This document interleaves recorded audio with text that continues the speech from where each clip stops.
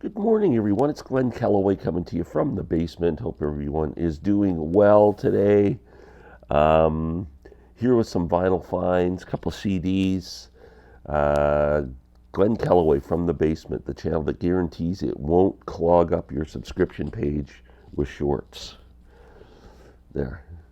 Uh, they are getting out of hand. Now, so yesterday I went to Oshawa, Ontario. It's about an hour west of me. It's where my daughter lives, and we went to visit our new grandchild, Juliet, who's just the most perfect human being. Uh, we are so over the moon with being grandparents. And anyway, there's a store there called Deja Vu Discs. They have 3 locations in the Toronto area, East End, and mostly CDs and DVDs and video games. But they do this thing where some guy comes in and loads them up with vinyl. They probably got it's all used vinyl and it's all over the place. Condition is all over the place. You got to search through I'm going to say there's got to be 800 to 1,000 records in there at any one time. You got to search through. There's a lot of crap. There's a lot of great titles that are just all scratched up. But anyway, I managed to find some gems yesterday. Every album in there, whether it's a double, a single, whether it's a $100 record or a $2 record, is $7.99. So if you find some gems, you get a great deal.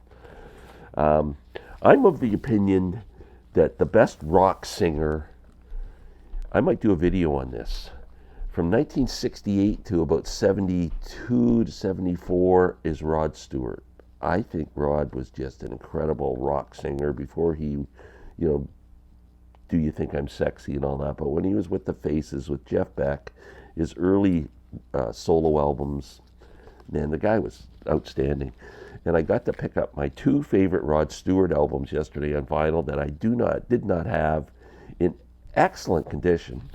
First of all, Gasoline Alley, which I think is just as good as Every Picture Tells a Story. Actually, my favorite Rod Stewart song is Gasoline Alley, the title song on this. Brought the records home yesterday, cleaned this up, man. It sounds fantastic. I was so happy with how this turned out. It's not noisy at all. It's really in pretty good shape. This album has the title song Gasoline Alley, which I think is great. It starts off the album. He does a great version of It's All Over Now. Only a Hobo, which is a Bob Dylan song. Country Comforts, Elton John, one of my favorite Elton John songs. You're My Girl, I Don't Want to Discuss It, which is a kind of a soul song. And yeah, pretty good. There's a couple of scratches on it, but it seems to play really well. So very happy with that. And the aforementioned Every Picture Tells a Story, which I did not have on vinyl. You see this in the used bins a bit, but it's always in bad condition. This one wasn't bad. It's a bit of noise. I cleaned it. I'm going to clean it a second time, but what a classic album this is. If you don't have this album in your collection, you really need to change that. It's a fantastic record. I got the gatefold cover. There's another cover that came out, reissue, I think, without the gatefold.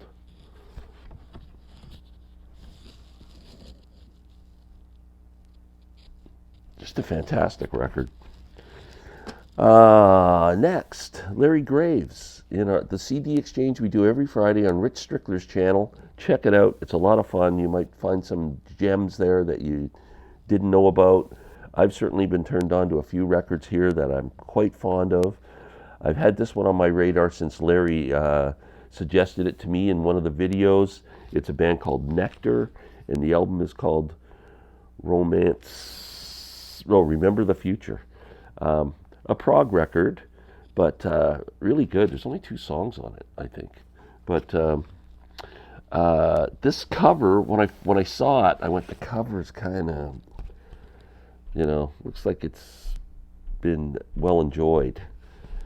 So there's the interior, kind of psychedelic there. Passport Records, but the vinyl was in pretty good shape. It's got a few marks on it, and I thought, I'm going to take my chances.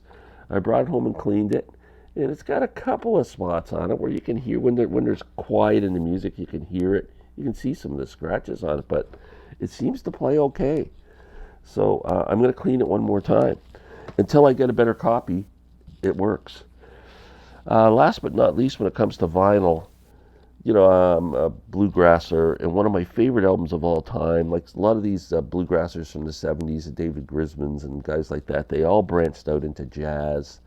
And David Grisman Quintet, they brought Stefan Grappelli on board for a while and put out this live album called Stefan Grappelli and David Grisman. I've always been a huge fan of this album. It's fantastic. It sounds great. I have it on CD, and I've been looking to replace my vinyl, which I lost many, many years ago. And I found it yesterday in absolutely mint condition. I was freaking thrilled. You have no idea how much I wanted this album. This is just a great record. They do some instrumental versions of some classics on here that are great.